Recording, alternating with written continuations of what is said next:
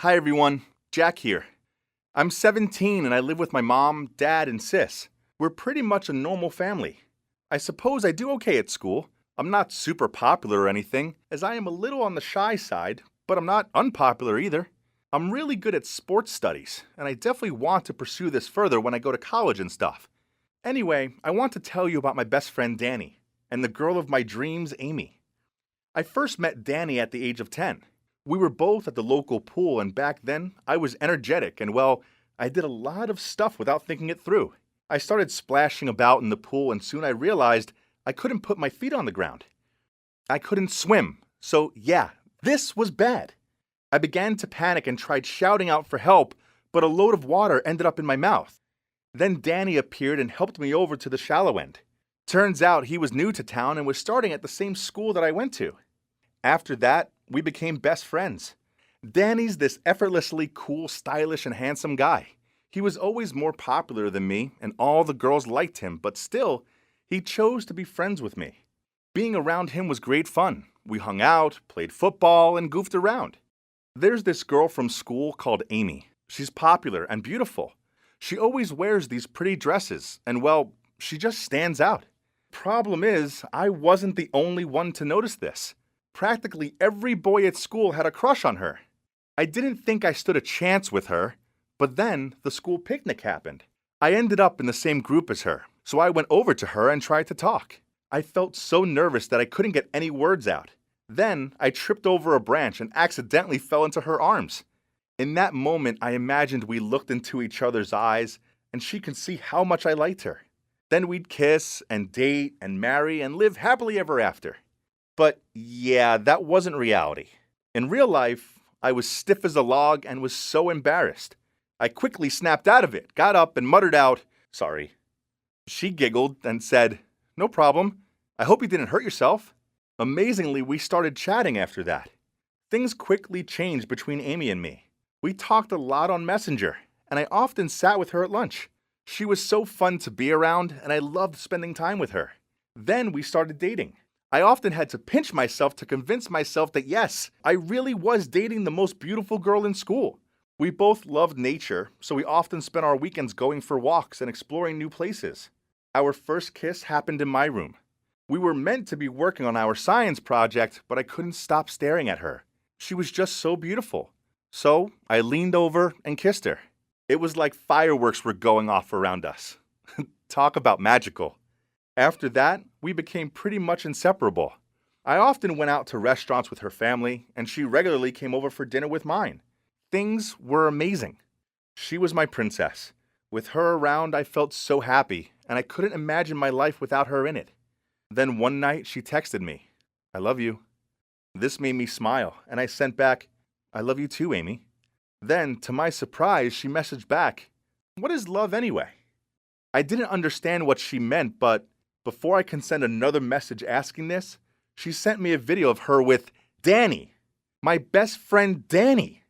Then she messaged me, "This is what real love looks like."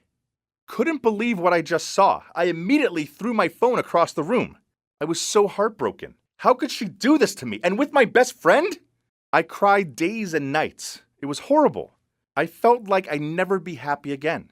I rarely cry, so my family was really worried and tried every way to console me, but nothing they said or did could cheer me up. Worse still, I was dreading going back to school and having to see them together. They didn't make it easy for me. As soon as I got to my locker, I saw them there, kissing. Word got around that they were very much in love. So much for her ever loving me. It hurt so much. Danny didn't seem bothered that he'd hurt me. That's the problem with Danny. He doesn't think sometimes. He just goes after what he wants without a care for who he stomps on in the process. Plus, we weren't as close as before anymore. Ever since high school started, he'd been hanging out with some bad guy. I told him that Amy was a liar and that she would soon go off him, but he just shrugged and said, "Whatever." I know you're probably wondering why I stayed friends with Danny after what he did. I guess I'm too nice, but I just couldn't break our 7-year relationship over this. It was bad enough I'd lost the love of my life. I couldn't afford to lose my best friend too. Yes, I felt betrayed and angry, but Amy had made her choice, and it wasn't me. Then one night I was on my way home on the metro. The only free seat was next to Amy, so I sat down next to her. At first, it was awkward, and neither of us spoke. Then I asked her, "Why did you cheat on me?" She replied, "Well, Danny's the richest, most popular, and best-looking guy in school. I only used you to get closer to him." This was horrible to hear. I was so mad that I chose to stand for the rest of the journey back. The next day, I tried telling Danny what Amy had said. He told me I was just being jealous, shoved me, and yelled at me that I needed to stop being so bitter. We didn't talk for 2 weeks after that. I felt so lonely, but it turns out neither Danny nor Amy were the people I thought they were. Danny tried calling, but I ignored his calls. He also sent me some lame apology messages, but I didn't reply. Then one day, he showed up on my doorstep, gave me chocolate, and asked me to go for a walk in the woods with him. I took my GoPro with me. As I said before, I love nature. I always film the scenery on my walks. I asked him if he truly loved Amy, and to my surprise, he said that girls were like chewing gum. You had to chew till the end and then spit them out.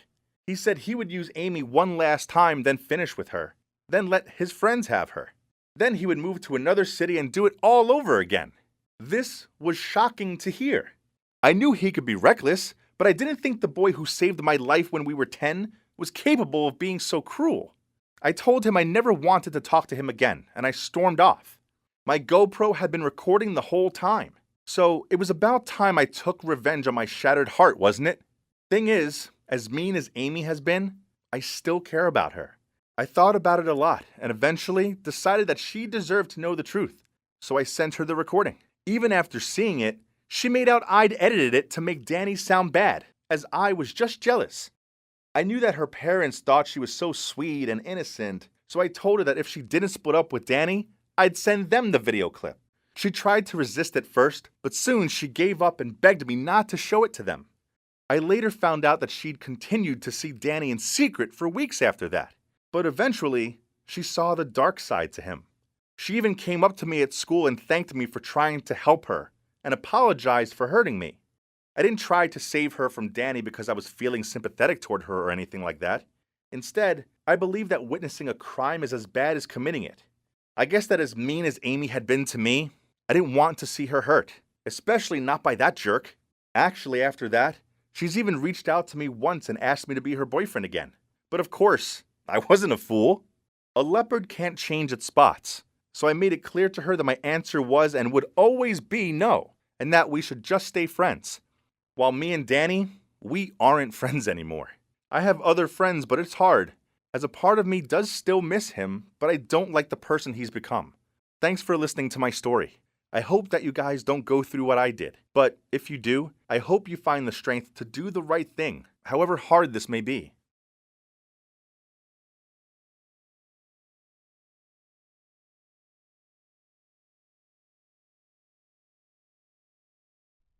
I kicked off my heels and threw my handbag down on the table. Geez, I'm so tired. Should I quit this job? I thought out loud. I hoped my friends were home, as I needed to vent. I was about to lie down on the couch when I suddenly saw a shadow go toward the bathroom. I took a closer look.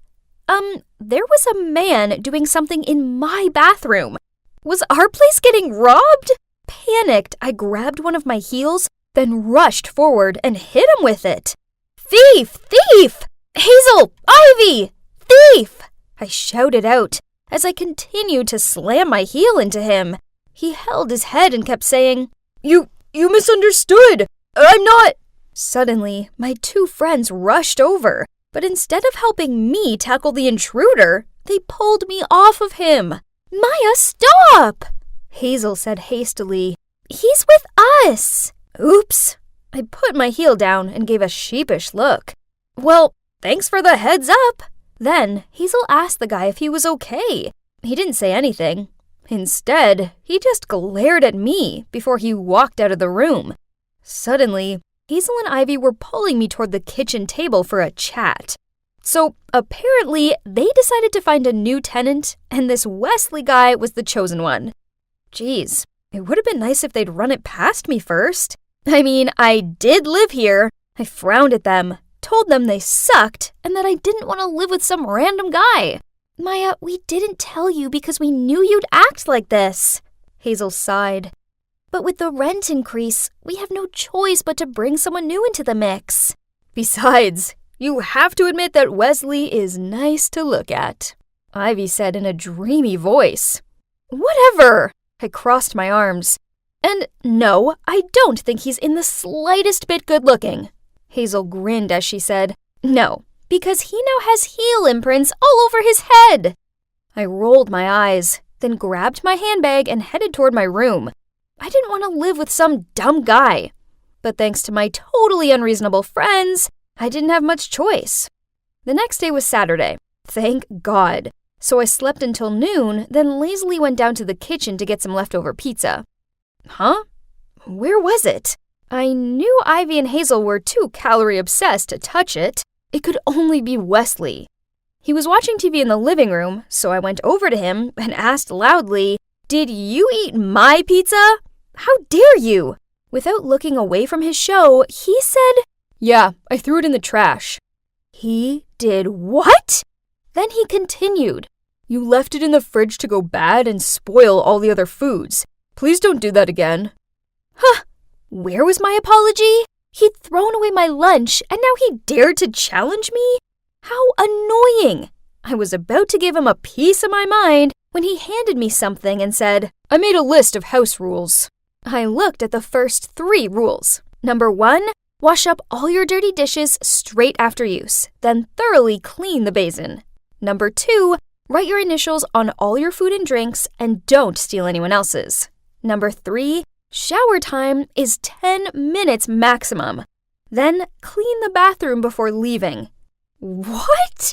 Was this guy for real? Who in their right mind had the time or patience to write their initials on everything? I frustratingly replied to him, No way am I... Wesley interrupted me. 4 people are living here, so the majority vote goes. I smirked at him. I knew for sure that Hazel and Ivy would never accept those stupid rules. They liked the messy, grab-it-and-go lifestyle even more than me, and Ivy spent at least an hour in the shower. So we all gathered in the living room, and Wesley handed out his rules. But to my surprise, Ivy only flicked out her hair, then said, Okay, Wesley. And Hazel fluttered her eyelashes and said, Sure, these rules seem great.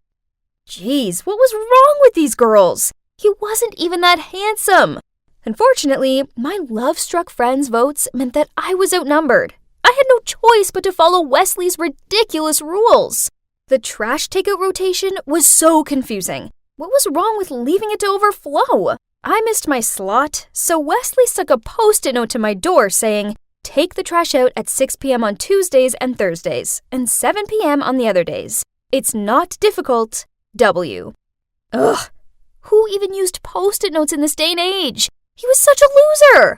Also, I have this box for my random items, hair slides, pins, keepsake tickets, scarves, and so on, which I kept in the living room.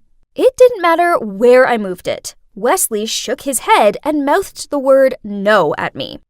Yep, you guessed it. He stuck another Post-it note to my door, this one saying, No personal clutter in the communal areas. W. In the end, I stuck the box into my closet so it was out of the way. Living with Wesley was a nightmare, especially when I finally quit my job at that lame law firm, which means I had to stay home with him pretty much all the time. This guy was just too meticulous. If any of us dared place anything in the wrong place, he glared at us and said, That isn't where it lives. Couldn't I put the TV remote on the arm of the couch if I wanted to? I pay rent too. I didn't want to live in a model home. One time, I was chilling in my room when I turned around to see Wesley standing there. He looked around my messy room, shook his head, then picked up my bra from the floor. I immediately snatched it out of his hand and hid it. How embarrassing! Hey, why is your room so untidy? He tutted, then grunted out before leaving. Clean up right now. How dare he come into my room and order me about? I stomped out to the living room to confront him about it. But before I could do so, I was dumbfounded at the sight of Ivy and Hazel in the middle of a cleaning frenzy. Ivy smiled over at Wesley and said, Isn't this shiny? Then Hazel asked him, Do you need me to move anything? Geez, it was like they had a spell cast on them or something. Then Wesley looked at me and said, "Maya, your friends have grasped the importance of keeping our living environment clean. So why can't you?" Fine. If Wesley wanted me to change, then I would. Just not in the way he expected me to. It was time I took being messy to a whole new level. I started by moving things around. Then I rubbed the initials out on his can of soda and wrote on my own. Then I settled down for an afternoon watching a movie on the couch, my feet up on the upholstery, of course. Yep, I also dropped popcorn all over the place. I couldn't help but giggle as I heard Wesley's disgruntled moans coming from the kitchen. Then I heard a cupboard slam and he appeared in front of me. "Maya, that's mine." He picked the soda can off the floor and examined the altered initials. "And this goes on a coaster on the table. Ugh, I can't stand it anymore." He swatted my legs down. "I'll be your cleaner, but I'm charging you for it." "Sure, Wesley, if that's what you want." I smiled before I threw a piece of popcorn into the air, and it missed my mouth and landed on the couch. He muttered under his breath as he picked it up and marched over to the trash can. Hey, this could be fun, especially as I had no intention of making it easy for him. I left a trail of candy wrappers around the house, dropped crumbs on the couch, and purposely didn't take my sneakers off at the door, so I got mud clumps everywhere. It was so funny watching him squirm as he cleaned up after me. Then one time, when I knew he was in an online work meeting, I barged into his room and dropped an armful of my dirty laundry on his floor, then fled. He was so mad, but couldn't move an inch since his boss was talking. Then suddenly, I got a phone call. Weird. It's from a guy at the law firm I'd worked at. Turns out, they're short-staffed and asked me to come back to work until they find someone else. But you know what? I was too sick of that job, so I politely declined the offer. But suddenly, he yelled at me with words like, "Don't be so full of yourself. You should have been grateful for this offer, because I don't think you'd be able to survive one day in the world out there. You're irresponsible, unorganized, and lazy. Have fun being jobless." Then he hung up, leaving me speechless. I felt so terrible. Tears streamed down my face uncontrollably. "I'm sorry about earlier, but I'm really not in the mood right now, Wes," I mumbled upon seeing Wesley walk into my room, probably to scold me about the pile of laundry. But instead, he sat down next to me, passed me a tissue, and told me that I may be the messiest girl ever, but I deserved better than that shitty job and shitty boss. "Trust yourself. I know there's more to you than this. And maybe, if you find the right job that you're passionate about, who knows? You can even become the most organized and diligent girl ever." He teased me to brighten up the atmosphere. Okay, so maybe Wesley wasn't all bad. After that, I decided to try and be a teensy bit tidier from now on, but not too tidy. Later on, he stuck a Post-it note to my door saying he wouldn't be cleaning up after me tonight, as he was going out. I asked the girls where Wesley was, and they looked disappointed, as they said he went out all dressed up and mentioned something about a date. Why did I feel a knot in my chest at the thought of Wesley on a date with some other girl? I couldn't like him, could I? Nah, how could I like someone that particular? I watched a movie to push away those strange feelings, and then went to bed. Only, I found myself unable to sleep. So at about 1 a.m., I went and got a glass of water. That's when he returned. I asked him how his date went, and he looked really awkward, muttered something out about how she was just a friend, then lingered on the spot there for me to finish, so he could wash up my glass and put it away before he went to bed. Okay, so that was weird. The weirdness continued for the next week. Wesley continued to clean up after me, but he couldn't even meet my eye, and whenever I tried talking to him, he ignored me, then hurried off. Then, one time when I was in my room, I heard footsteps by my door. I knew it was him with one of his dumb notes again. So I pushed open the door to see him standing there, red-faced, then shouted at him, "Why are you avoiding me?" He blushed and looked at the note he'd just stuck to my door. Quickly, I read it. "I'm sorry I've been avoiding you. The truth is, you're the messiest girl I've met in my whole life, but I still can't stop thinking about you. W." What? Did he like me too? I pulled him into my room to talk about this, but he looked at the mess and shook his head. That doesn't live there. He gestured to the coat thrown on my bed. Give it a rest. I rolled my eyes before I pulled him closer to me and kissed him. And we've been together ever since. As much as it pains me to say, it turns out that this messy girl can't live without her cleaning-obsessed guy. But then they do say that opposites attract. Who knew that bonding over Post-it notes and spoiled pizza could lead to something more? The buzzing of my phone woke me up. Ugh, what was this? It's 6 a.m. for Christ's sakes. Go away, I slurred at my phone, trying to reach my arm over to shut it up. The buzzing stopped briefly, but then started up again, so I answered it with a frustrated, yeah. My girlfriend Nayla replied, Samuel, my roomies are going away for the night, so hurry over and bring me a big kiss. Well, that sure got my attention. I sat upright and replied, sure, babe, I'll shower then come right over. Ooh, I love it when you freshen up for me, she giggled. Anything for my girl. I was so excited that I whooped and fist-punched the air, then rushed out of bed to go get ready. Oh, how naive and unsuspecting I was. Guys, never in a million years could I have imagined the humiliating situation I was about to step into. Ah, my sweet Nayla, my high school sweetheart and the love of my life. The problem was that we now went to different colleges, but it wasn't just 3 cities separating us, you see. She lives in a female-only hostel. Yeah, you heard me right. It's female-only, and there are some pretty strict rules in place. The main one being, guys are only allowed to visit on weekdays between 10 a.m. and 5 p.m. What a bummer. If this wasn't bad enough, Nayla's 2 roommates, Phoebe and Luna, were man-hating vultures. Shudder. Phoebe hated men because they'd cheated her out of money not once, but twice. As for Luna, well, I don't really know what her problem with guys was. I think she just likes copying Phoebe. So you see, that's the reason why I never stepped foot in there, not even during visiting hours. But now they were away. I was free to visit my girl without fear of them circling me with their death stares. I showed up smelling of my fave aftershave, and with a box of candy. It was so good to spend some time with Nayla, but geez, these visiting hours passed by quickly. Soon 5 p.m. arrived and I had to leave. It was even stormy out and I wasn't looking forward to the trip back. Don't go, Nayla pulled on my arm. I have an idea. Seeing as how my roomies are away, you should stay the night until the next day's curfew. She chewed on her lip.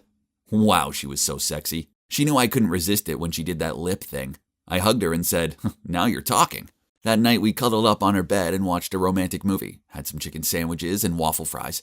And with the sound of the storm outside as our setting, we French kissed. A lot. Talk about paradise. But then her phone buzzed. She checked the message. Her eyes full of panic, then she said, Samuel, this is bad. The storm means that Phoebe and Luna are ending their trip early. They're on their way back. I knew that if anyone caught me here, they'd probably throw Nayla out. I couldn't let that happen to my girl. But escaping the hostel wouldn't be easy. She opened the door to check. The problem was her door opened up into the shared living room, and there were some girls hanging out in there. Ugh, what was I meant to do now? We were 4 stories up, so I couldn't exactly climb out of the window. And it's not like I could dig my way out.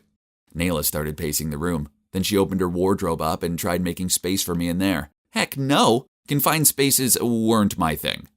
But thankfully, just then, she shook her head and muttered to herself, That's no good, the others use it too. She quickly changed her mind. Then grinning at me, she said, I know, let's turn you into a girl.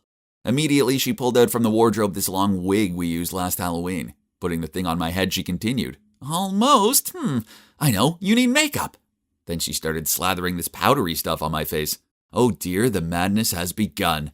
I was so stunned I just sat there and let her make me up like I was a doll. The wig was so itchy and it kept on sticking to my lip gloss and stuff, and I couldn't even see properly through the fake eyelashes she stuck on. After finishing, she stepped back to look at her finished masterpiece. Then she burst out laughing. I looked in the mirror. Even through my sticky eyelash vision, I could tell that I looked ridiculous. Seriously, I was more a clown than a girl. She threw an oversized dress at me and said, I don't have anything else that'll fit you.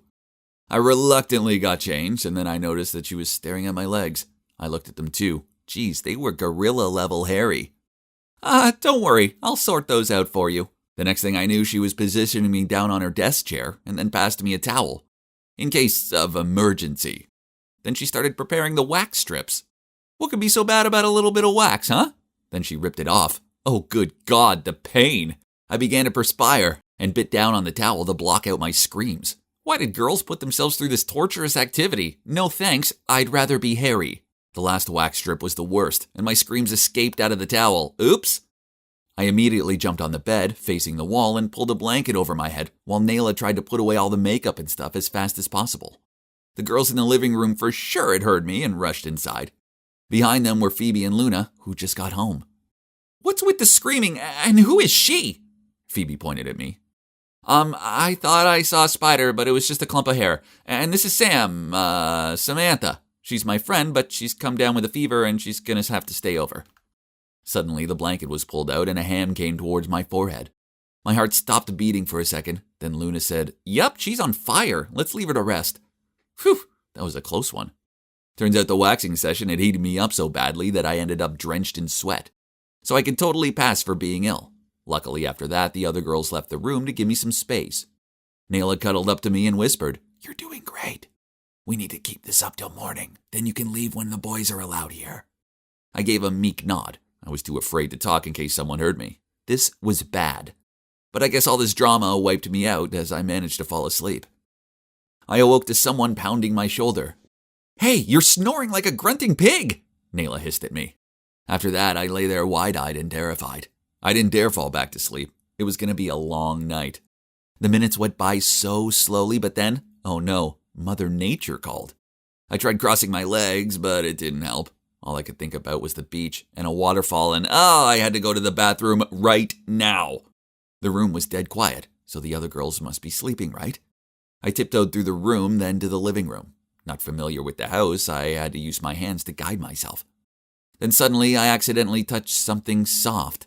While my brain was trying to work out what it was, I felt a slap across my face. Then a girl said, "Hey, what are you doing?"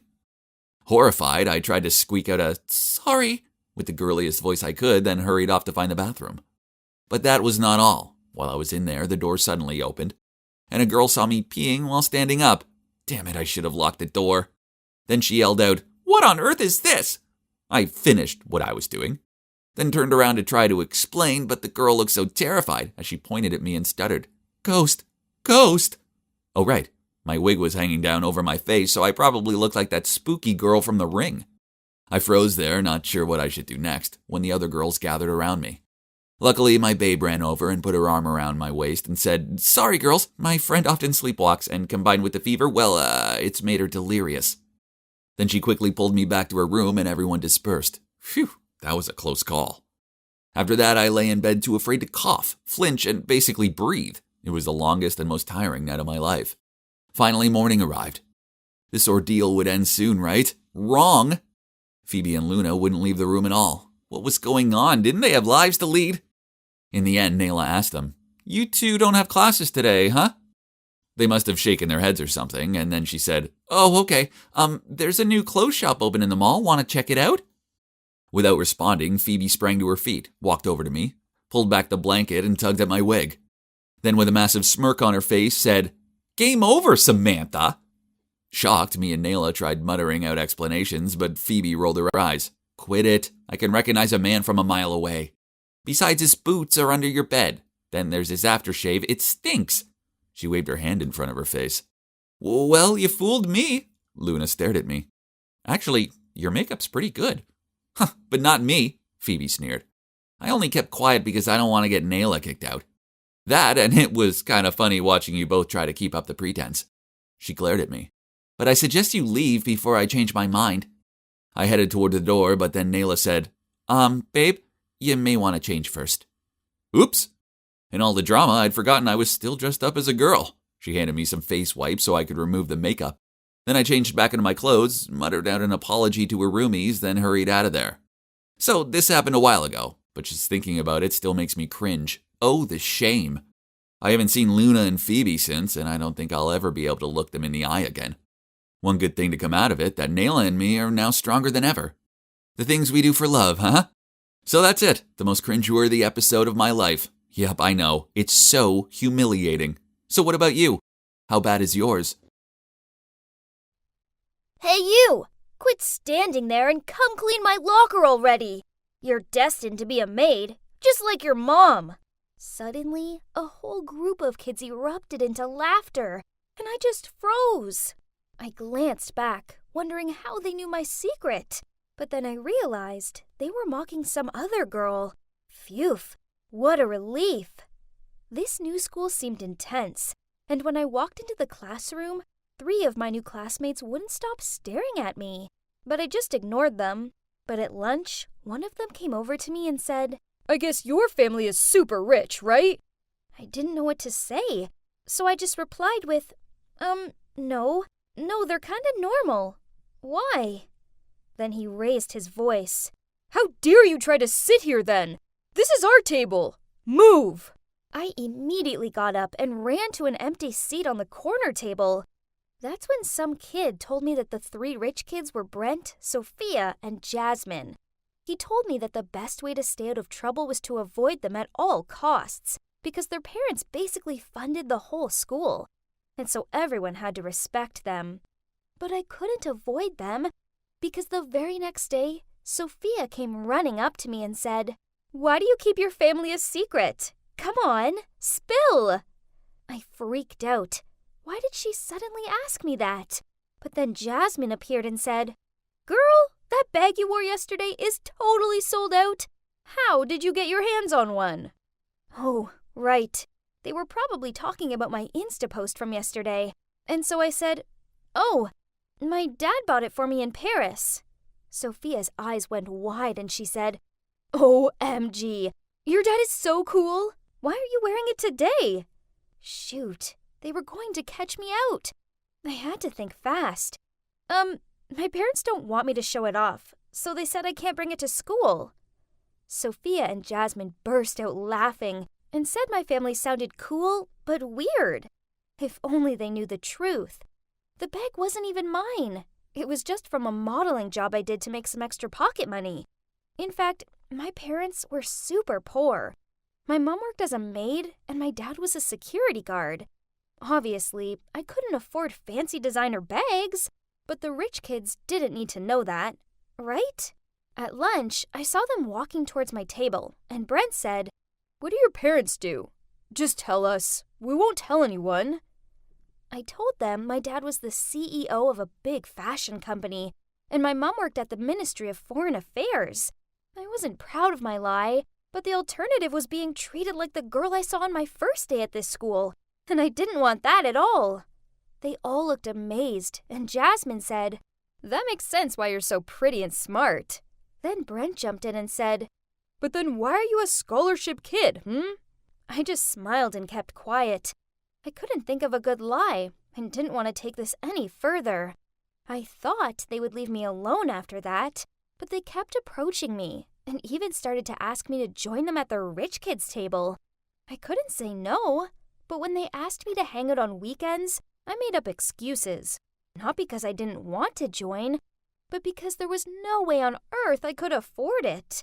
I didn't even dare to ask my parents, as they were working so hard to save up for my college tuition.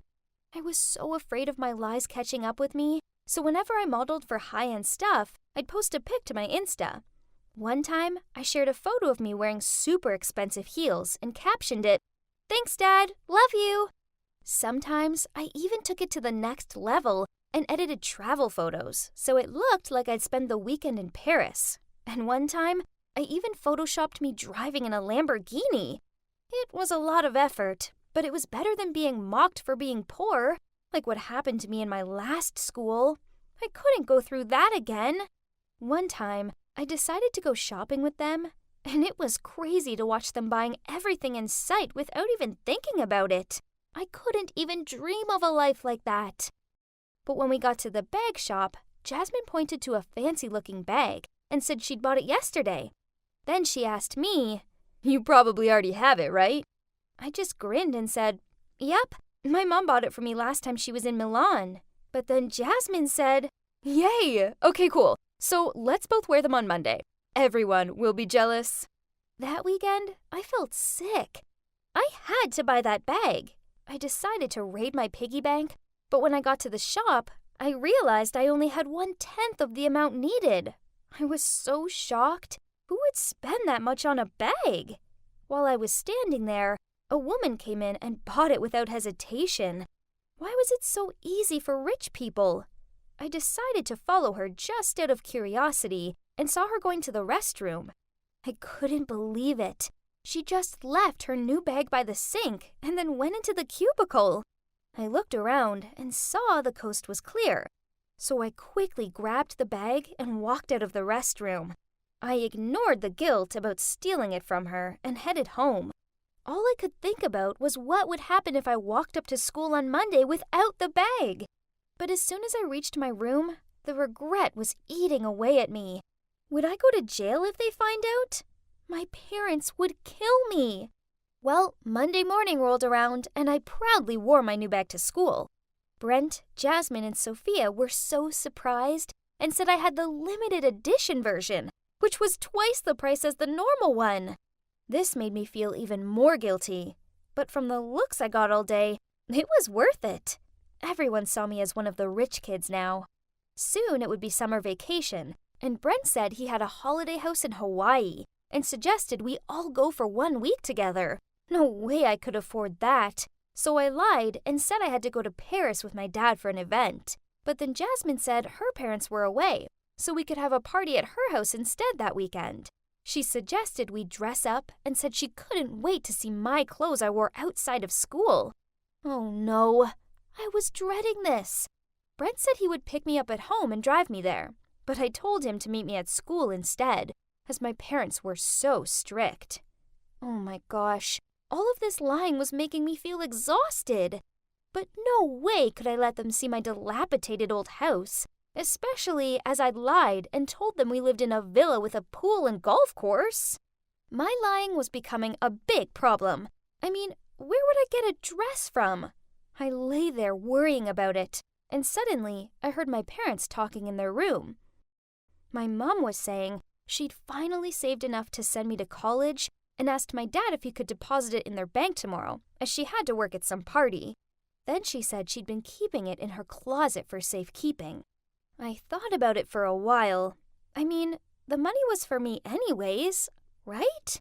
So what harm would it do if I just took it now? The next morning, I snuck into their room and took all of the money and rushed out to the mall to buy a gorgeous purple dress and sparkly shoes. This was absolutely the life that I deserved. After that, I took an Uber to school, where Brent, Jasmine, and Sophia picked me up. I had like a million missed calls from my mom and dad, but I ignored it and turned my phone off. I just wanted to enjoy a full day living like a true rich kid. Brent drove us towards Hampton's Country Club, and I couldn't believe it. Jasmine's family owned this place. Wow! When we arrived, a valet came over, but Brent was so rude to him, he shouted at him and said, "Listen, buddy, this car cost $4 million. If you even leave one tiny mark, you'll be paying for it for the rest of your life." I turned around to see the valet's reaction. Then my jaw almost hit the floor. It was my dad! He saw me and looked surprised, but before he could say anything, we walked off. We hung out in the country club for a bit.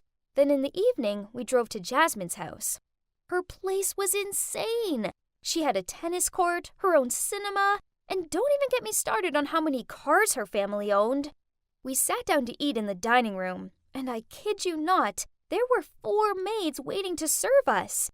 We each had our own one. I was too busy being shocked to notice my maid walking towards me. But then I heard a familiar voice. "Sweetie, what are you doing here?" "Mom?" I was horrified. The party she'd mentioned yesterday. This was the party. Oh no, this was a disaster. Jasmine looked surprised and said, "Do you know her?" So I said, "Oh, she used to be a maid at our house." My mom looked crushed and said, "A maid? How could you say that?" Then Jasmine got annoyed and said, "Don't you dare speak to my guest like that. Get out of my sight." My mom ran off, almost in tears, and for the next little while, Brent and Sophia treated her terribly too. Brent even asked her to clean his shoes. My mom was being treated like this all because of me. I could see she was really upset, and she accidentally dropped some sauce on Jasmine's dress. And then Jasmine just lost it. She pushed my mom and screamed, "Are you crazy? Do you know how much this dress cost?" Well, that was it. I'd had enough. I ran over and helped her up. Mom, are you okay? Mom! Jasmine, Brent, and Sophia all shouted. So I said, yes, she is my mom. And how dare you treat her like that? Tears were pouring down my cheeks, and I felt so humiliated. Needless to say, they kicked us out, and Jasmine even threw some $10 bills at us and said, "Take it. Go back to your broken down house. You're stinking up our air." I couldn't stop crying. It was exactly how they treated that girl on my first day at school. I didn't have much choice but to tell my parents the truth. That I'd lied to everyone, stolen the bag, and even stolen their money just so I could pretend to be rich. I'd never been so ashamed in all my life, especially after everything my parents had done for me. It took some time, but they eventually forgave me, and we moved to a small town out in the countryside so I could start at a new school. I never wanted to see those rich kids again. Now, I'm working hard to finish school and save enough money for college, and I've realized that being rich didn't even make me happy. My family might be poor, but they're the nicest people I've ever met. And you can't buy that in any designer shop.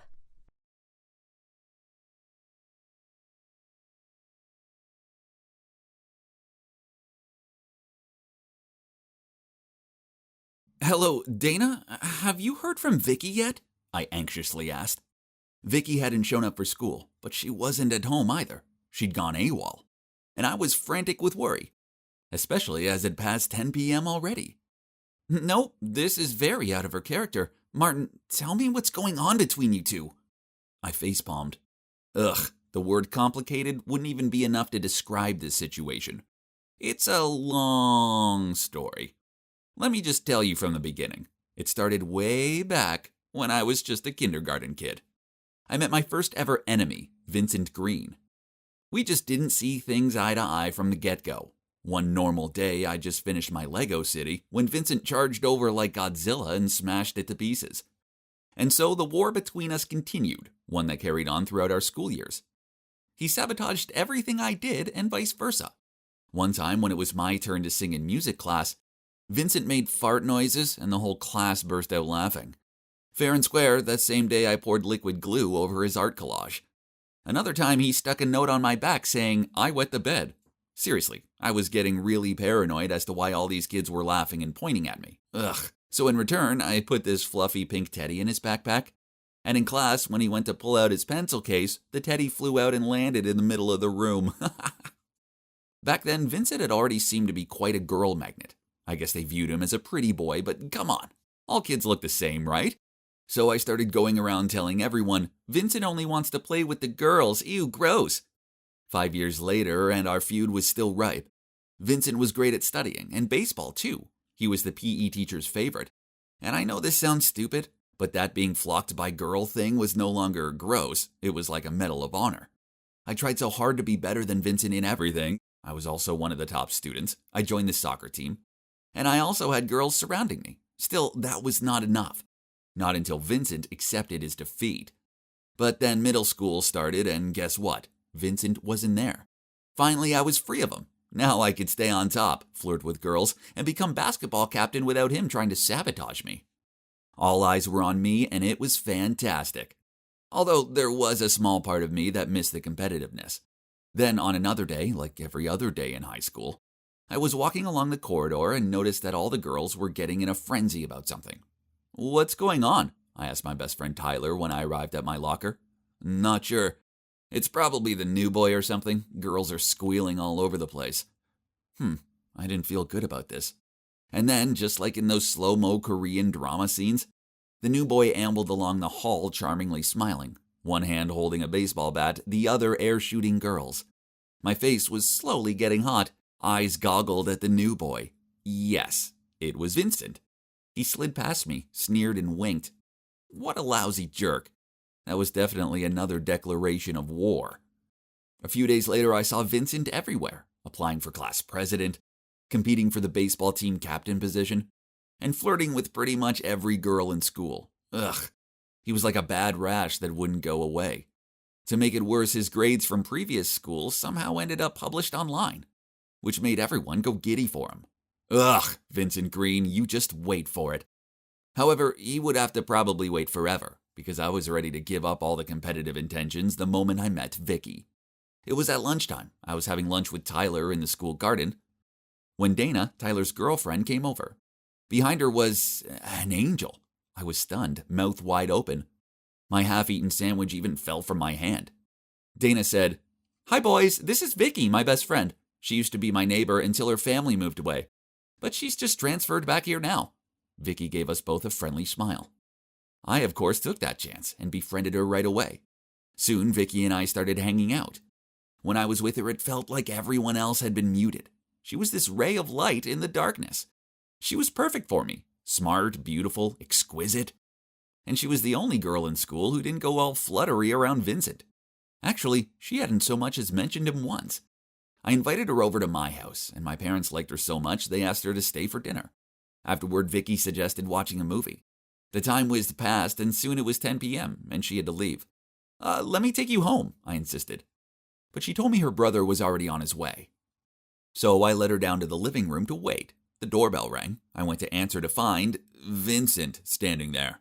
We both froze and glared at each other. What on earth was he doing here?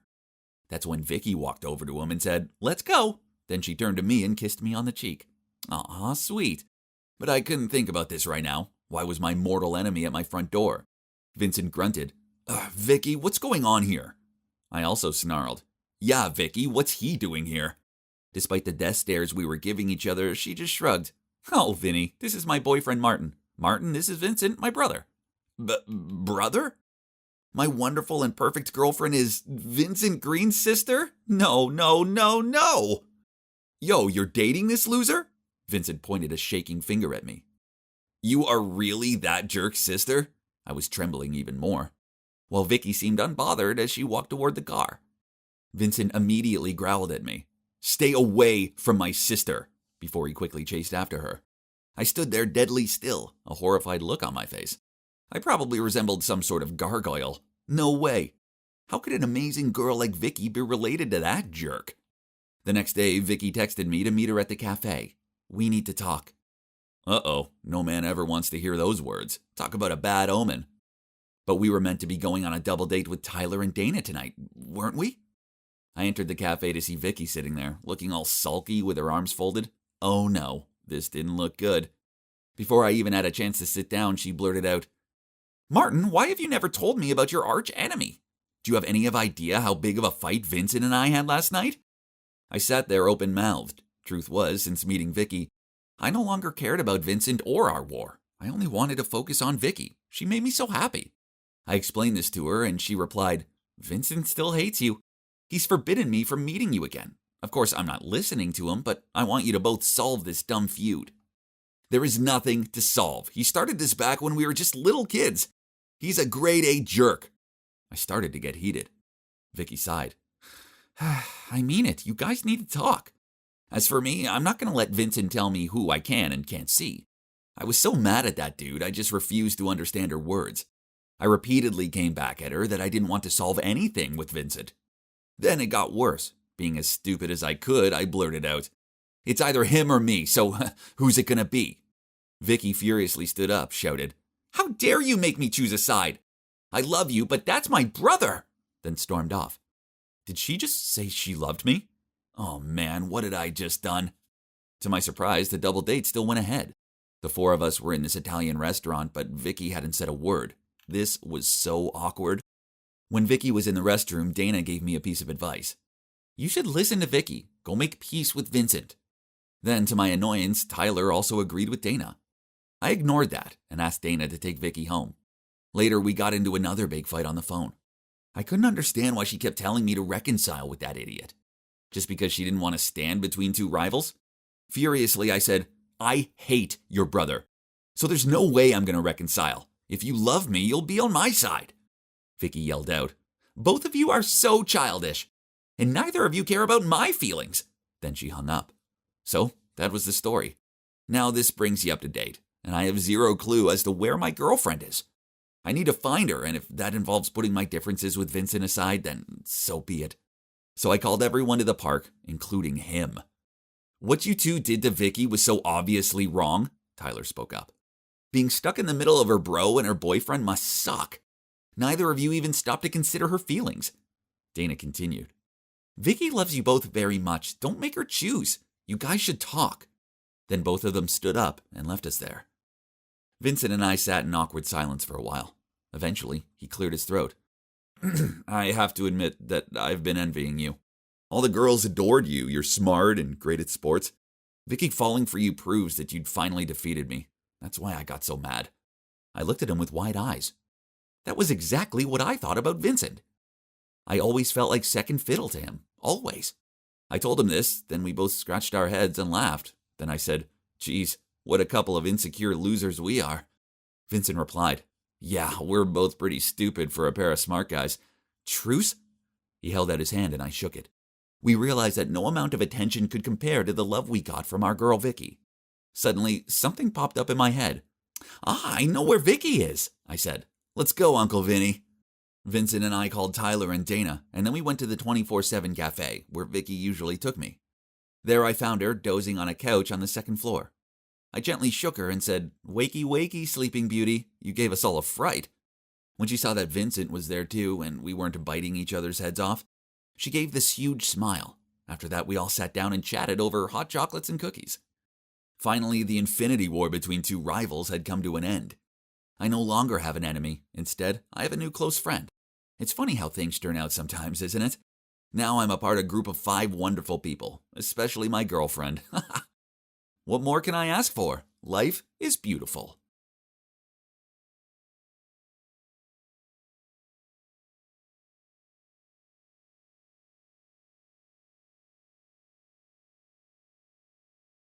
I was laying around and watching Netflix when suddenly the doorbell rang. Who could that be?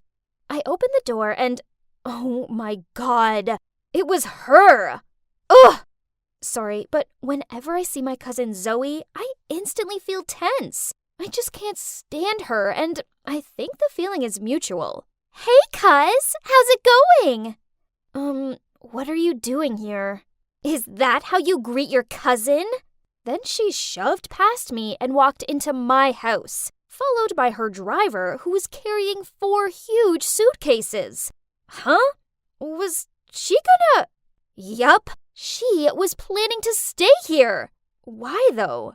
Trust me, I don't like it either.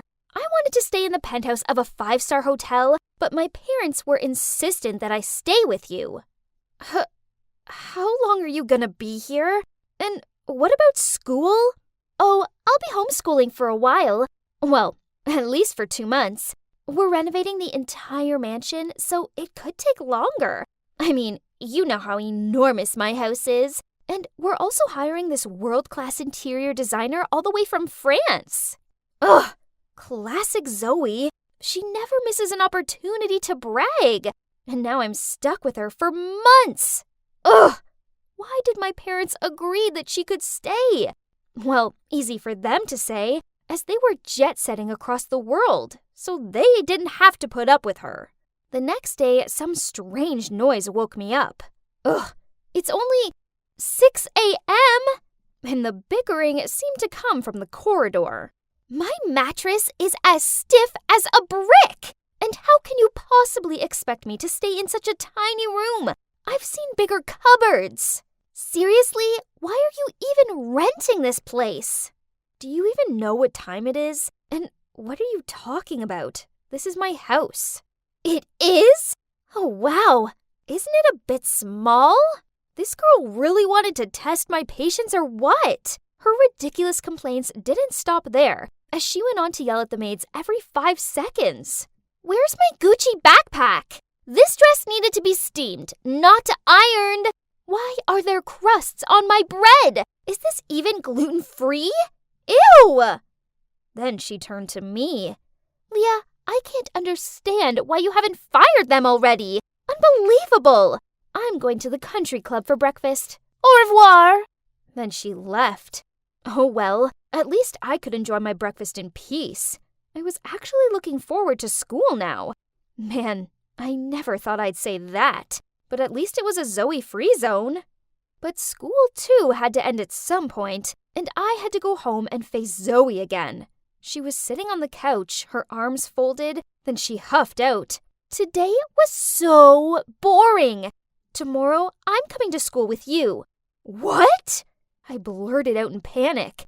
No way. My school has strict rules about not allowing strangers in. Besides, it's a public school. You'll hate it. But she didn't listen and insisted that I call my dad and get him to ask the school.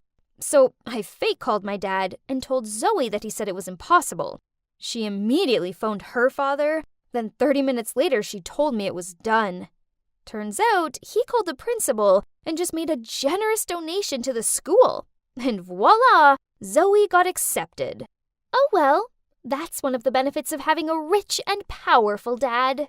My God, I couldn't believe it. Now there was no way to avoid Zoe. We would be seeing each other all day long. But maybe when she saw how popular I was, she'd get jealous and leave. But as soon as we entered the hallway, all eyes were on Zoe. They looked at her like a Hollywood star or something. Ugh, those traitors! Zoe spent all day bragging to her new fans. She sure liked the attention because what she did next was so crazy, I thought I was gonna faint. She phoned up her father and told him she wanted to transfer to my school permanently. Oh no, I gotta tell Susan this awful news ASAP. Only my bestie could understand what I was going through right now. She told me not to be worried, as Zoe seemed fake and people would soon figure her out, and even reassured me that I was prettier. Aw, Susan, you're the best. Then I suddenly got a text from Zoe. Emergency! Take me to the salon after school. I just chipped a nail. What? So now I'm her chauffeur? Suddenly, Susan piped in. I'll take her if you want. OMG, this girl was a lifesaver. So it was settled. Susan drove Zoe to the beauty salon after school, while I could relax at home and enjoy my Zoe free time. A few hours later, Zoe returned with this frosty look on her face.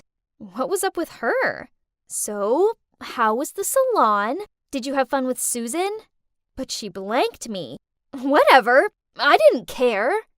The next morning, I was using my hair curler. What's wrong with it? I couldn't open the clamp. Oh my God, I started to smell something burning. My hair! Help! I grabbed some scissors and snipped it off. My God, no way could I go to school like this. So I called my teacher and faked that I was ill, then made an emergency appointment with my hair salon. While I was walking back to my room to get dressed, I glanced in Zoe's room, and there it was. The weapon that brutally killed my hair. A big bottle of glue was lying on her table. Ugh! Don't think I will let you get away with this. Over breakfast, I tried to act normal by wearing a hoodie and telling Zoe I was skipping school today as I had a cold. Then she left, and right on cue, I heard a deafening scream. Her hand was stuck to the car door. I'd taken her glue and poured it all over the car door handle.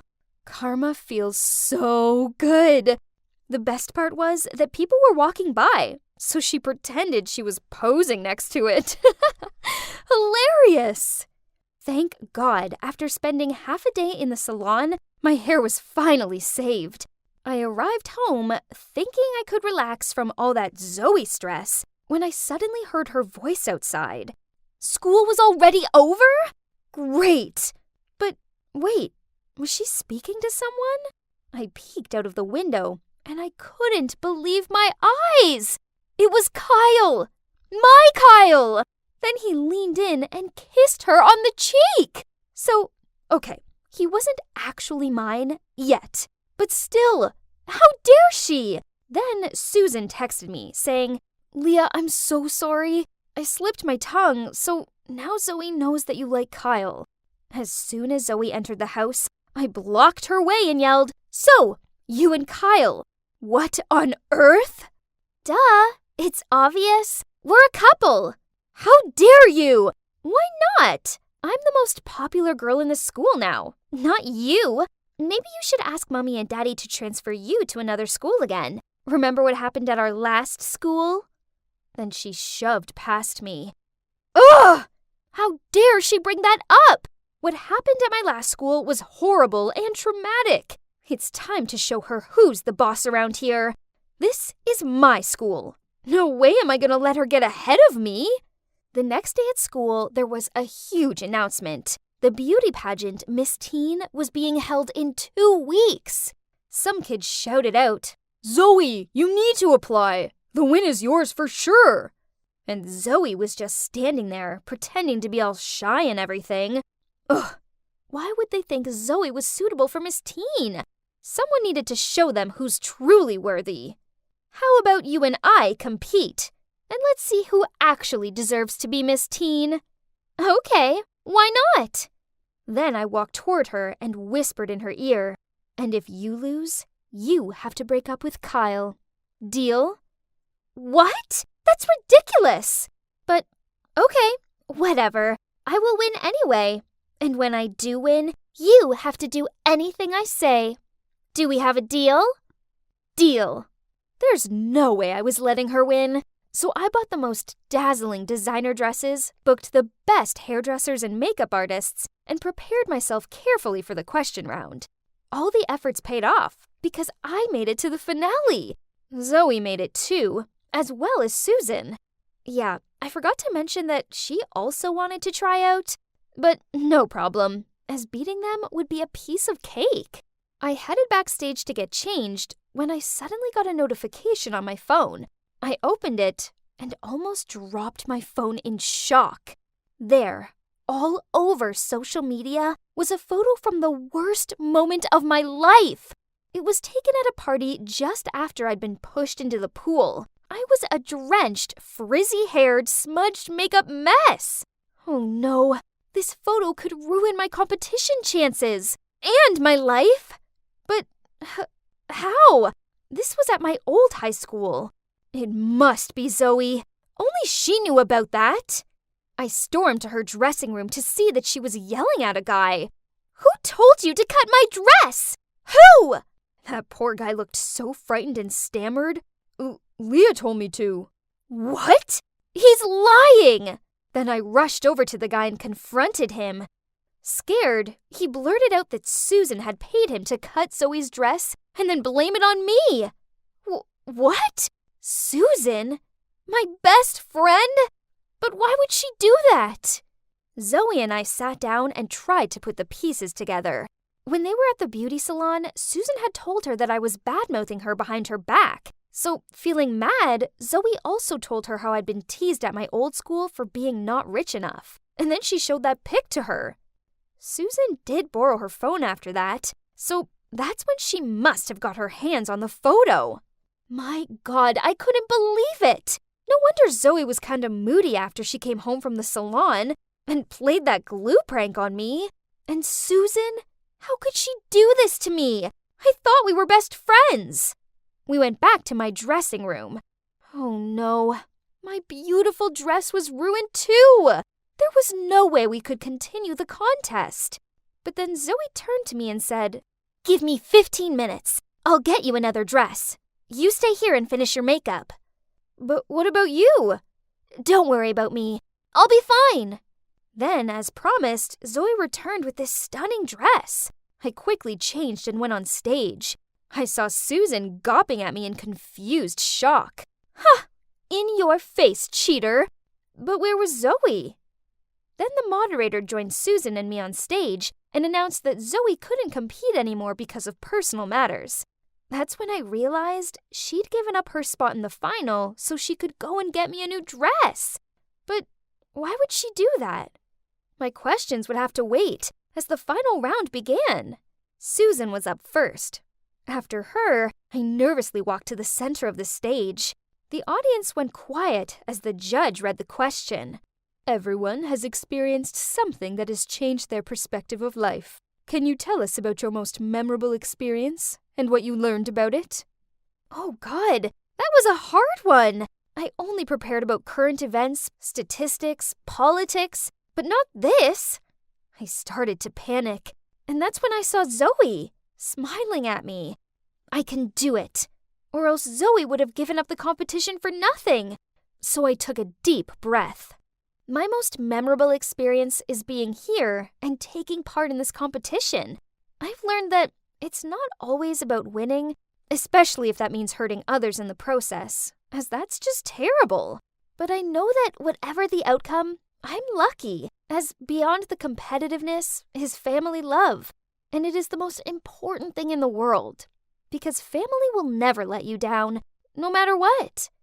So, I'd just like to thank my cousin Zoe, as I wouldn't be standing here without her. After my speech, Susan joined me on stage, and we nervously waited for the judges to announce the winner. The winner of Miss Teen 2020 is, congratulations, Leah Jones. OMG! I'd won! I couldn't believe it! After the competition, Zoe ran over to me and hugged me. Thanks for helping me. I couldn't have done it without you, and I'm so sorry for everything. Zoe began to sniffle. I'm sorry too. And then we hugged each other even tighter. Then she let go, looked at the ground, and spoke in a sad voice. So, as I promised, I will break up with Kyle. I had no idea you had a crush on him, else I would never have dated him. I swear. I smiled at her and said, I know, and it's okay. You don't need to break up with him because of me. If you really love him, then I'm happy for you. Zoe was so thrilled, then she hugged me again. Yeah, we hugged a lot on that day. After that, Zoe and I became best friends, and she loves studying at my public school so much that even though her mansion's renovations are finished, she's staying here. According to her, our old private school just had too much drama. That I could confirm. We're now trying to live more humble and stop being some problematic rich kids. As for Susan, after the competition, I confronted her. Turns out she was always jealous of me because everyone noticed me over her, and she hated how I treated her like my sidekick. That's why she came up with the plan to make Zoe and me fight against each other so that she could win Miss Teen and finally get the attention she desperately wanted. I felt a little bit bad for her. I mean, I guess I had acted unfairly toward her, but she shouldn't have tried sabotaging me. So now we wouldn't have lost a friend. Being kinder to people is definitely the way forward, and it's working, as this cute guy called Ben has asked me out. Actually, we're going on a double date with Zoe and Kyle on Friday, and I can't wait.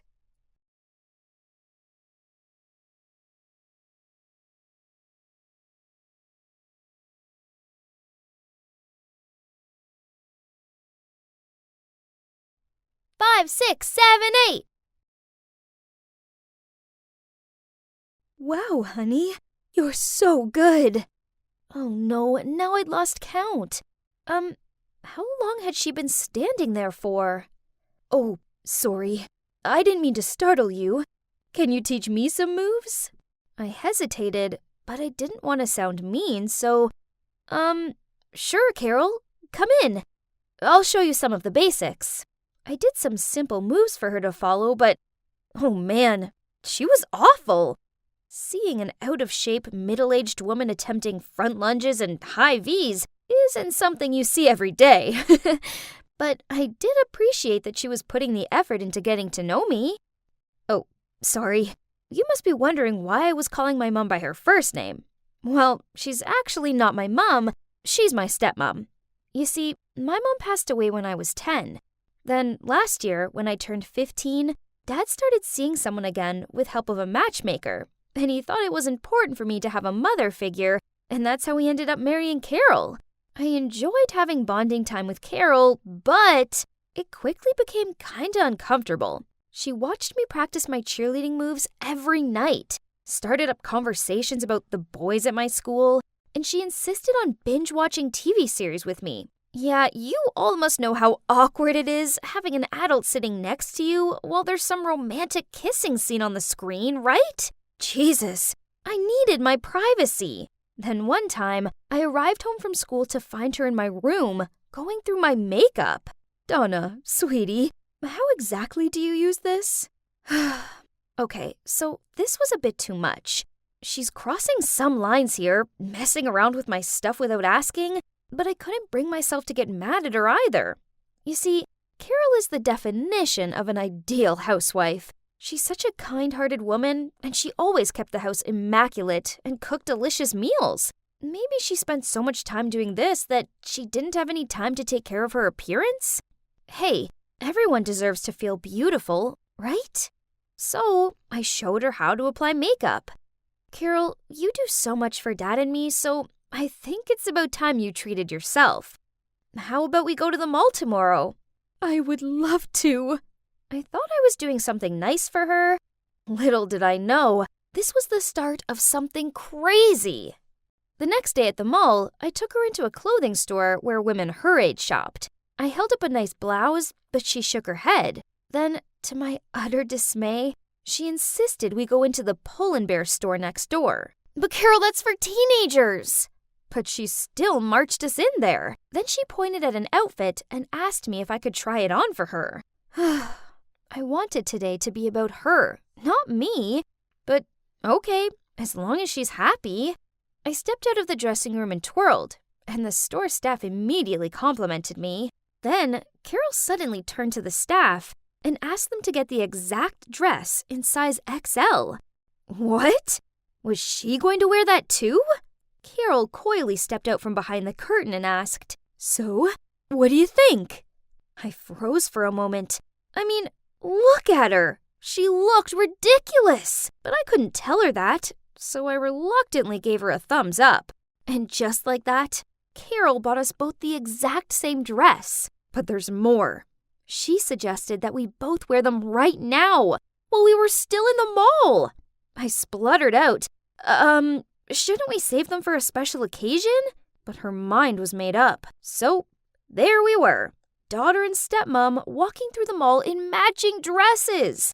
I could feel all eyes were on us. We even ran into one of my friends, and she mistook Carol for my cousin. At least, that was until she saw Carol's face. That poor girl looked like she'd just seen Annabelle. Carol sure was flattered, as on the way home she beamed as she said, "To think, your friend thought I was your cousin. I should dress like you more often. It takes years off me." And I kid you not, she actually meant it. From that moment onward, she started dressing like a teenage girl. Or, to be precise, like me. Exactly like me. Apparently, I was the only one finding it weird in the house, because my dad said nothing. I needed to talk to her, or else someone at school would see me and make fun of me. So that evening, I went downstairs to see Carol sitting on the couch reading some magazine. I took a deep breath and said, Carol, can we? Oh, hi, sweetie. Look, I'm choosing a cake for your upcoming birthday party. I hope that's okay. Oh no, why is she always so sweet and kind? This made me feel so bad. She's doing so much for me, and all I do is complain. So obviously, I didn't bring up the subject of her copying my style. That's just trivial, right? Instead, I sat next to her and we talked about the birthday party. Then she showed me some pretty dresses on her phone and asked me to pick one for my party. I really like this one. Carol smiled. Oh, that looks lovely. Great choice, sweetie. Imagine how stunning we'll look in these. We? Oh no, not again. It had to be now or never to talk to her about this. Carol, I don't think we... But at that exact moment, my dad arrived back from work. What are you two still doing up so late? Before I could say anything, Carol ran over to him. Donna and I are going to wear this dress on her birthday. What do you think? Great. Anything that makes my ladies happy. I couldn't go through the humiliation of being dress buddies with Carol for one more time. On my special day, I needed to do something.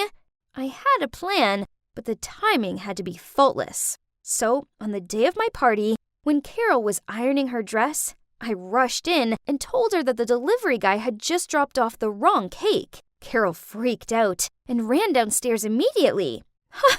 It worked! Now, let's get started.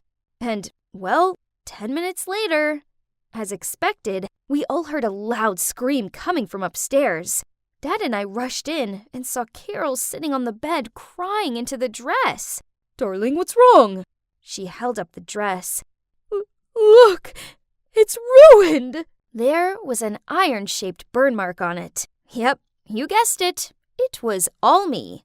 When Carol left the room, I turned the iron's temperature to max. My God, I really had to pinch myself trying not to laugh.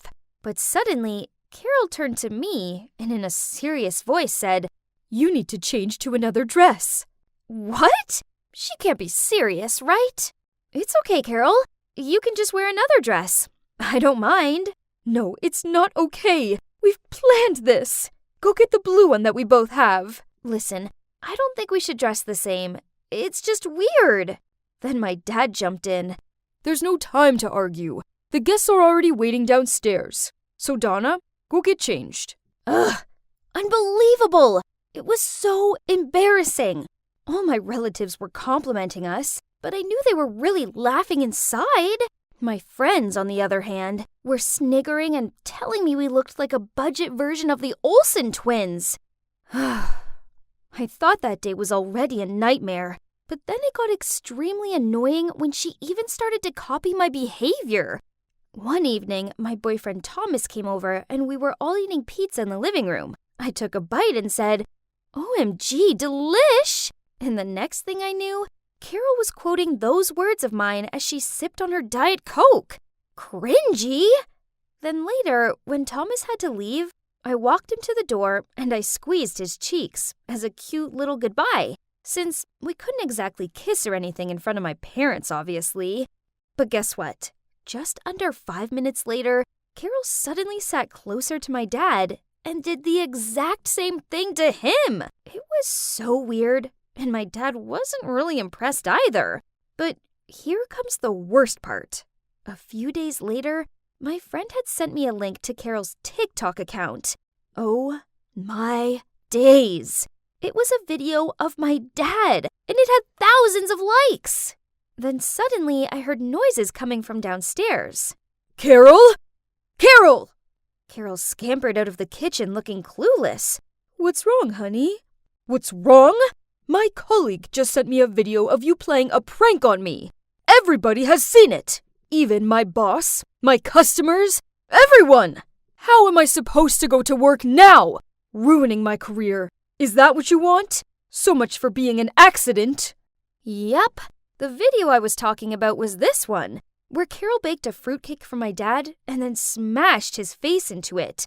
Then, when he looked up, he had 2 strawberry slices stuck to his eyes. He kind of looked like that creepy clown from the movie It. She uploaded it on her TikTok account, and it instantly got viral. I played that prank on my friend a while ago at our slumber party, but I didn't expect that Carol would copy it. Get out of my house! My dad's shout took me aback, while Carol burst into tears and begged. Please, honey, don't do this. I'm sorry. But my dad didn't listen and just told her to pack and stay out of his sight immediately.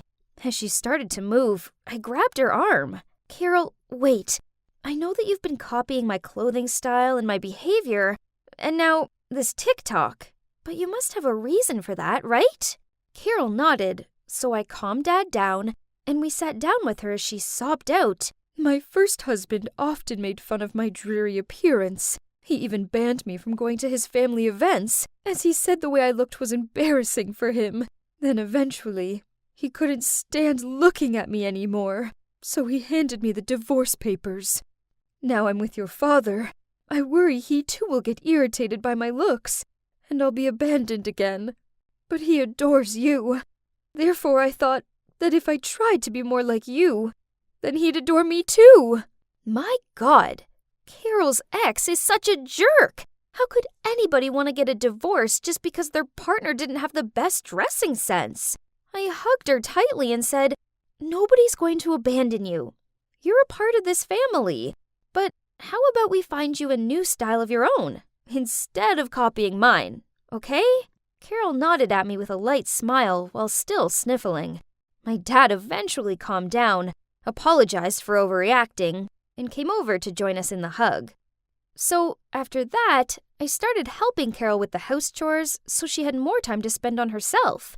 I showed her how to style her hair, helped her pick out some stylish clothes, and sent her the links to some videos on makeup tips. Now she has her own chic image going on. She kind of reminds me of Martha Stewart. I always thought my stepmom was bonkers, but turns out everyone's got their own story, right? And we should get to know them first before jumping into any conclusion. Everybody should feel good about themselves, and no one should ever make them feel otherwise.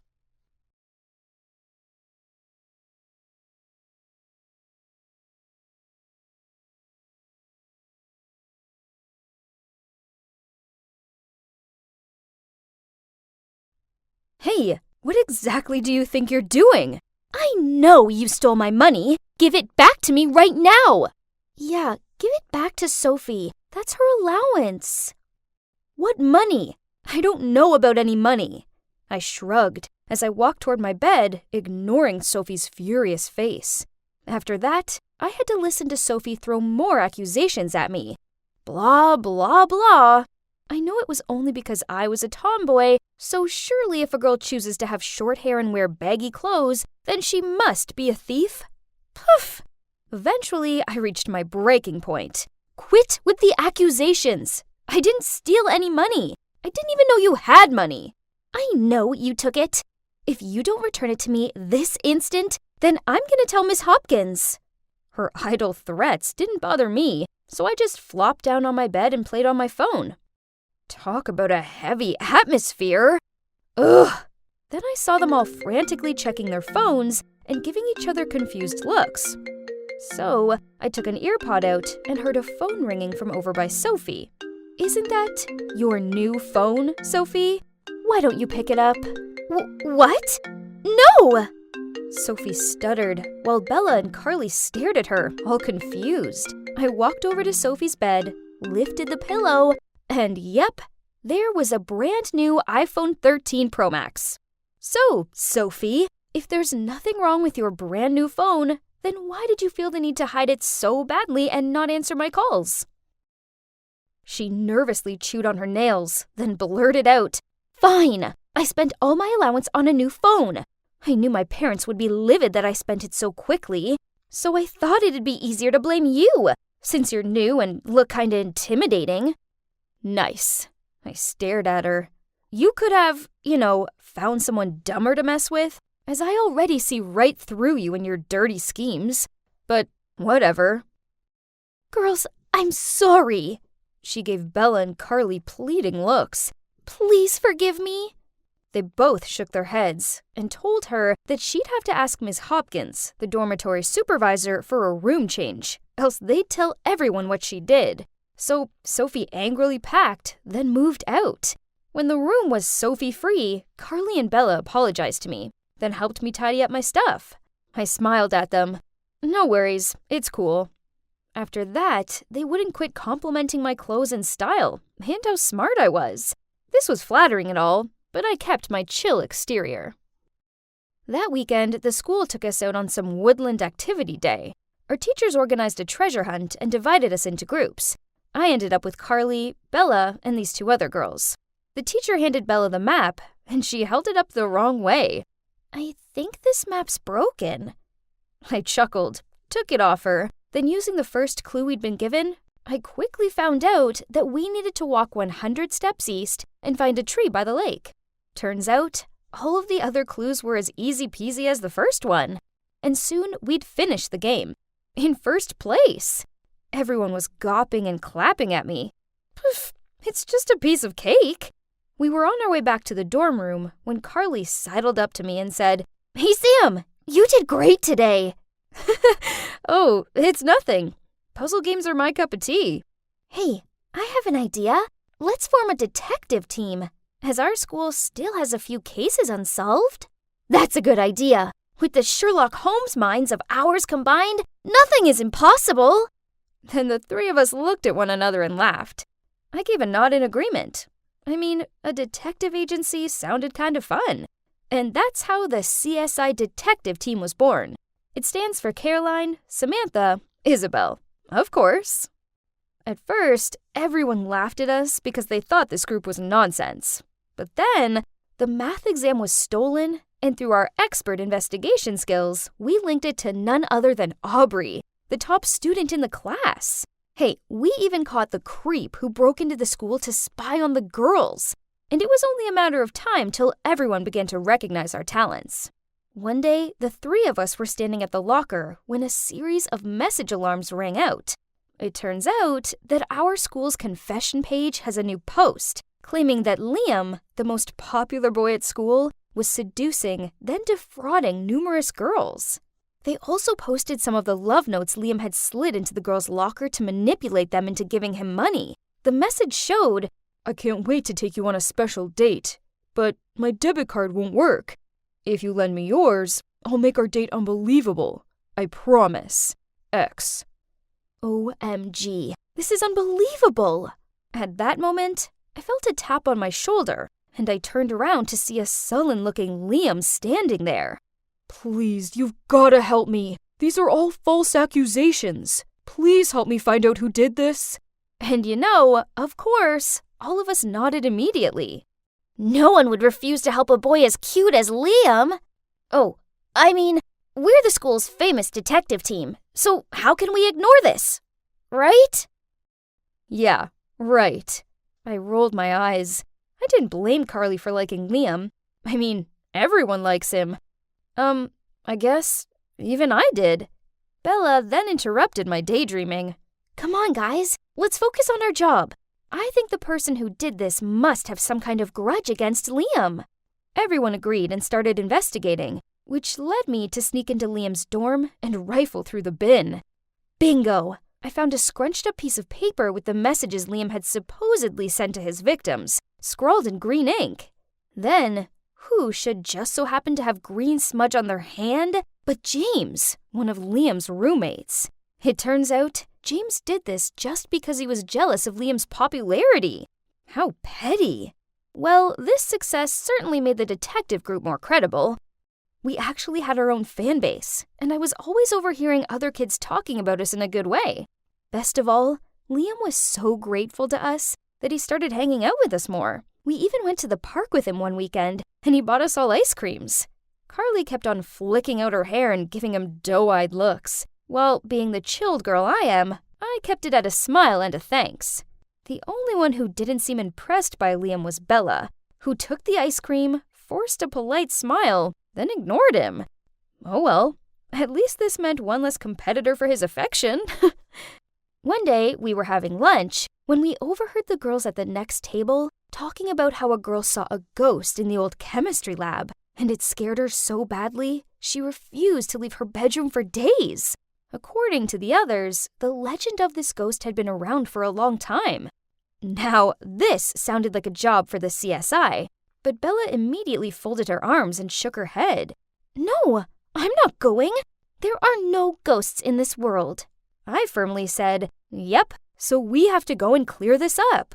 But no matter how much Carly and I tried to persuade her, she point-blank refused to go. Don't you know about the curse? If anyone goes looking for this ghost, they will be cursed and have bad luck for the rest of their lives. Didn't you just say there are no ghosts in this world? So why does that dumb curse bother you?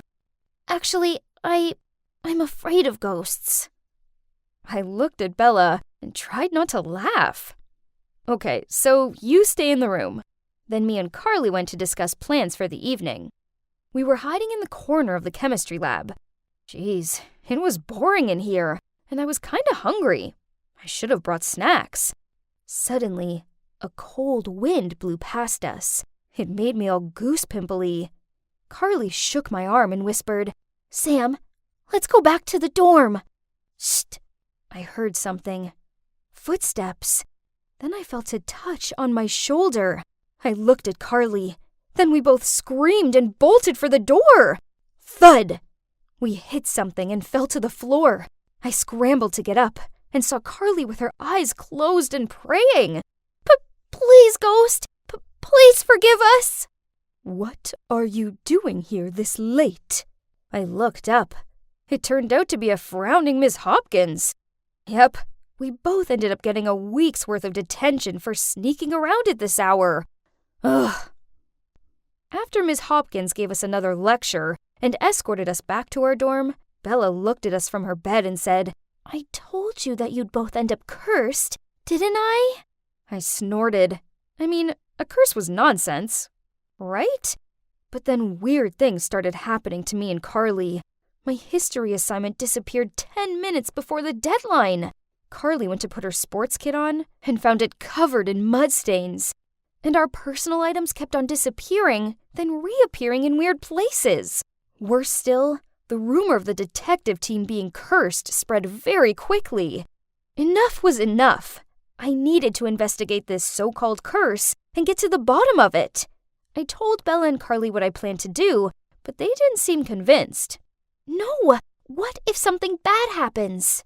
I'm never going back there. Sam, you shouldn't go there either.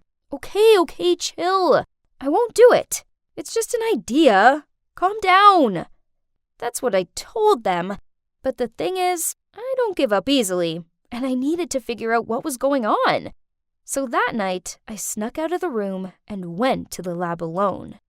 The hallway leading to the lab was so dark and quiet that I could hear my own breathing. Then suddenly, I saw a dark figure standing in front of the lab door. I tiptoed over. Then I heard a voice. "Did anyone see you?" So ghosts can talk now? But wait, why is this voice so familiar? I shone my phone flashlight at it. Bella? And Liam? Bella startled. "Listen to me first. It's not what you're thinking." Oh my God, had my friend been betraying me all this time? I immediately turned away and stormed off. Bella tried catching up with me to explain, but I didn't want to hear it. It was her all along. She'd played those sneaky tricks on Carly and me so we thought we were cursed and wouldn't go back to her and Liam's secret rendezvous place. Back in the room, I told Carly what had happened, and we decided to ignore Bella. That's what she deserved. One day, we were eating lunch when Bella came over. Both of us were about to leave, but Bella hurriedly said, "Please give me a chance to explain." "There's no need to explain. We know what you did." "I know I messed up, but it's only because I'm afraid you guys will react like this, and I didn't want to lose our friendship." I put down the tray and reluctantly sat down. "I've been dating Liam for a while, and we were going to go public, but then I could see that you both liked him, and I was worried you'd be mad at me, and our detective team would disband." "God, you're such an idiot. Do you think we're that selfish?" "So, yeah, we have a bit of a crush on Liam, but if you told us you were dating him, we would have been cool with it." Hearing that, Bella looked embarrassed. Then she gave a reconciling smile. Then we all hugged each other and promised that from now on, there would be no more secrets between us. And of course, the CSI detective team is still active, and now even has a hot new boy member. Yep, you guessed it right. It's none other than Liam.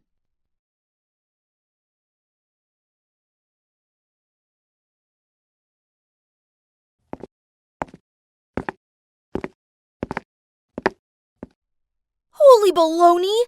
Who is that? This guy was next level hot. And there's more. As I neared him, he didn't run off looking afraid. Seeing me dumbfoundedly gasping, Scarlett elbowed me. "Wake up, chicka, we're late." She giggled as she dragged me to class. I saw it. Never thought I'd see the day that Margot the troublemaker would go all gooey-eyed over some boy. Scarlett teased me. I blushed and was completely tongue-tied, eyes looking around awkwardly. "It's a shame you're basically a walking, talking boy repellent." Yeah, right. I lowered my head to think, and when I looked up, Scarlett was texting, probably some cringe overload message to her boyfriend Keith. I rested my chin on my hands and stared out of the window as I found myself daydreaming about that cute mystery guy. "What time do you call this? Are you trying to get me kicked out of this place for covering for you again?" So's. I had something super important to do with Alfie. Important, huh? So I could end up in trouble for covering your butt because you want to pull some lame prank with that loser? Nuh-uh. How many times do I have to tell you? We only pranked him once, and that jerk totally deserved it. About that jerk, he's the captain of the basketball team, and Alfie's my friend. Okay, he might look a bit intimidating, but he's a nice guy. But that jock not only knocked Alfie out with his basketball, he also took his money out of his pocket when he was down. We weren't gonna let him get away with this. So that night, we snuck out and poured greasy cooking oil all over the field, which made the whole team slip and fall again and again. It was hilarious. Unfortunately, word of our involvement reached the principal, so Scarlett had to call her dad to help me. Okay, so this wasn't exactly the first time Scarlett had saved me. She only got mad as she had to save Alfie's butt too, even though she hates him. Come on, I'm sorry. Would you mind? It's midnight and we need to sleep. Shut up, Miley. No one asked you. Fine. Go to bed and shut up so we can actually get some sleep. Poof, those girly girls. Wake up, princess. The class is over. I groggily got up and followed Scarlett like a zombie to the cafeteria. But then I came to an abrupt halt. There, standing on the corner of the hallway, was that handsome guy. What on earth is going on? I've asked Keith to do some research. Now, do you want my help or not? I still froze and couldn't say anything. OMG, I'd never felt so nervous like this before. I nodded while holding her arm. Wow, so all it took for the mighty Margot to turn into a timid wreck was some dude? Oh, and by the way, he's called Jared, and he's studying classical music. Very elegant. Huh? I blurted out. Classical music? This sucks! I mean, how's a girl like me ever gonna reach his level? Don't worry, I'll help you. Then she changed her attitude. On one condition. You know what? Scarlett demanded me to stop hanging out with Alfie, 'cause it was not good for the girly image I needed to get Jared's attention. Plus, I wouldn't be allowed to pass the dorm's curfew. If I broke these conditions, then she wouldn't help me anymore. Fine, I agree. Sorry, Alfie, you'll just have to carry on without me. Keith befriended Jared and asked him to come over to our school again to check on those pianos in the music room. When there's an oops emergency, he will leave Jared with me, who it turns out is struggling with the piano. Genius! As you can see, this plan is going well so far. Just this dress was really suffocating me. Ugh. But being around Jared seemed to suffocate me even more. Luckily, he was quite friendly, so we started talking easily, and now he's playing for me. Do you have any plans after school? No, not yet. I'm about to go to this music cafe in town. Would you like to join me? OMG! Of course I said yes! Does this count as a first date? We actually had a lot of fun. I was in seventh heaven. On our way back, I was startled when I saw Alfie across the street. Noticing me with Jared, Alfie glared at me with this maddened, wide-eyed look. I gave him the shush sign and looked away. No surprises. My phone beeped. You blew me off to hang out with that sissy boy? And what's with your clothes? Jeez, Alfie was angry for sure, but I couldn't do this right now. I'd promised Scarlett I wouldn't talk to him anymore. So I ignored the message and walked straight past him. As soon as I arrived back at the dorm, the girls cooed around and asked me about the date. They seemed so happy for me. So, when's the next date? He asked me to come over to his school tomorrow, and then we're gonna have dinner. Ah! The girls screamed in unison. Surprising, as I didn't think these grumpy girls cared this much about me. I was so excited about the date, so I arrived early at Jared's school to find him practicing with another girl. I walked into the room with a smile on my face, and Jared introduced me to her, Maeve. Then he told me to wait there and left to go to the bathroom. This Maeve girl sniggered, then looked me up and down and said, "Give it up. An unrefined girl like you doesn't deserve him." Huh? What on earth did I ever do to her? Angry, I knocked over her music sheets. She picked it up, then sternly said, "Just you wait. I won't let you get away with it." Then she shoved past me and stormed off. Then, at dinner, I couldn't help it. "So, that Maeve?" Our parents are very close, so we've been friends since we were little, and now we both study music. She seems really into you." "I'm not so sure about that. We're just friends." "So he doesn't like that Maeve girl?" "I guess. Just forget about her. I have a very important date with Jared, and I need your help." Right at that moment, a call from Alfie arrived, but Scarlett was sitting right next to me, so I couldn't pick up. After a few calls, he texted me, "You gotta help me this time. I can't do it by myself." Oh, God help me. I didn't have the heart to abandon my friend. So I decided to sneak out and go see Alfie. Okay, so it's not what you think. Those times I was late weren't because we were up to no good. We've been fixing up this abandoned house for these homeless kids instead. This time, one of those kids, Kevin, had a serious fever. I had to help Alfie borrow some money and take Kevin to the hospital. I tried to be deadly quiet as I crept into the dorm room, but I swear Scarlett is the lightest sleeper in existence. And sure enough, she was there waiting for me. "Oh, hi Margot. It's nice of you to join us." "Yeah, sorry. It was, an emergency." "You just can't help yourself, can you? You broke our agreement to go hang out with that thug friend of yours. I'm not helping you ever again." This sucked. It looked like I was on my own. This is it. My big date with Jared. His dad's the conductor here, and from what I can gather, that's a massive deal. Without Scarlett to help me find the right dress for this event was a nightmare. Oh man, everyone looked so luxurious and classy. I felt like a sore thumb. This obviously wasn't the world I belonged to. But Jared's gentle smile soothed me down a lot. But soon, Maeve was coming towards us. Ugh. "Jared, darling, congrats! I think this concert will be amazing." "Oh, it's you again. Nice dress." Ugh! She was really pulling on my leg. But stay calm. Now breathe. Breathe. Then they both talked about Mozart, Beethoven. I didn't understand a thing, as well as the whole concert. I didn't understand either. Afterward, Jared led me over to his parents. OMG, this was scary. I gave them the bouquet of flowers I've prepared and congratulated them on the concert. Luckily, they both seemed really friendly and were really content with my gift. But then Maeve appeared and hugged Jared's mom. "Jared, it's lovely to be around such polite girls." Smirking, Maeve replied, "I wouldn't be so sure about that. Margot here likes hiding her true personality." Okay, so I may have failed to keep my cool and blurted out some bad words. Oops.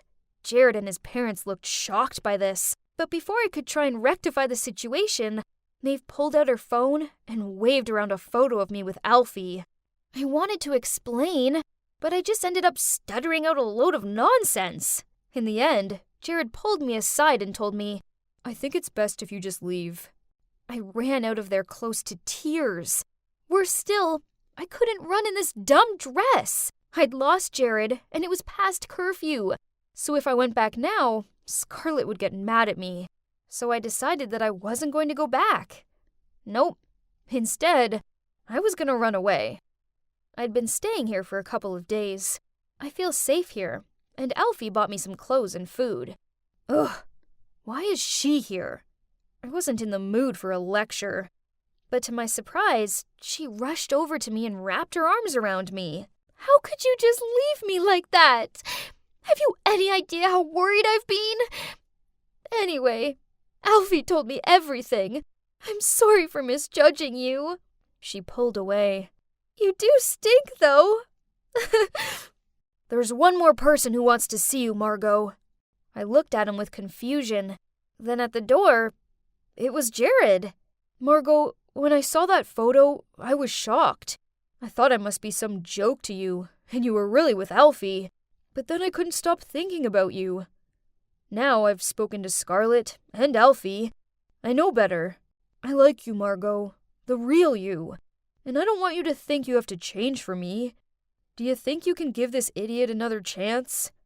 I hesitated, pretending that it was something I had to think about. Then smirking, I shouted out yes and rushed into his arms. So, what now? Well, I'm back in the dorm, and yep, I still sneak out, and yep, Scarlett still covers for me. Jared and I are an official couple, and he's even helping me with a fundraiser concert to help out the homeless kids. So, I guess that this tough girl is actually not so tough after all.